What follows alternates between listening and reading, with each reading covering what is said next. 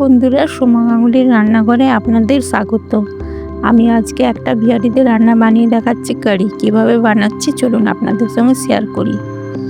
কড়াই বসিয়ে দিচ্ছি, এরপরে সরষের তেল দিয়ে দিলাম। এরপরে মিক্সির বাটির মধ্যে দই, নুন, জিরে গুঁড়ো, ধনে গুঁড়ো, হলুদ গুঁড়ো দিয়ে এরপরে রেখে দিলাম।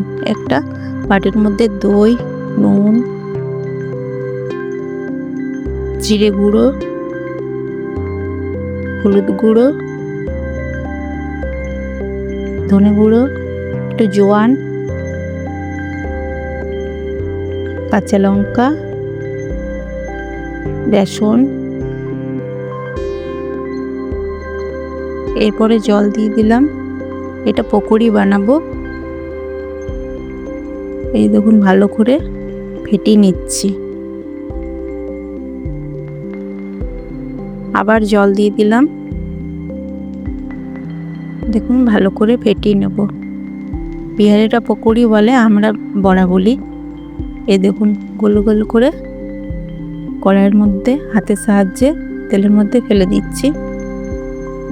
এই দেখুন একদিকটা ভাজা হয়ে গেলো, এরপরে উল্টে নিলাম পকোড়িগুলো।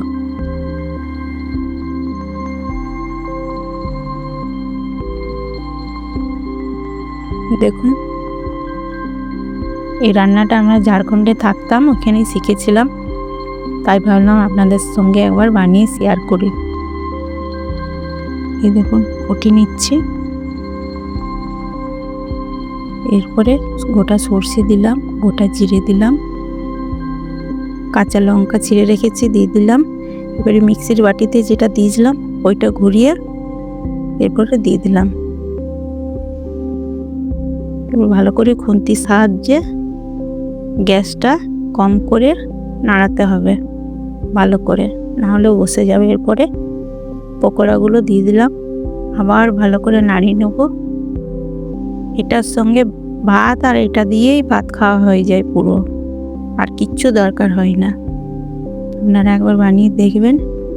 এরপরে ছোক দেওয়ার জন্যে হিং, সর্ষের তেল, শুকনো লঙ্কা, গোটা সর্ষে, জিরে, লঙ্কা গুঁড়ো, হলুদ গুঁড়ো দিয়ে ভালো করে দেখুন, কারি পাতা থাকলে কারি পাতা দিতে পারেন। এরপরে ওই কারিটার মধ্যে দিয়ে দিলাম। দেখুন কি সুন্দর আমার কারি তৈরি হয়ে গেছে। এরপর একটু জল দিয়ে দিলাম উপর থেকে। আপনাদের যদি ভালো লাগে বানিয়ে দেখবেন, লাইক, সাবস্ক্রাইব, কমেন্ট করবেন।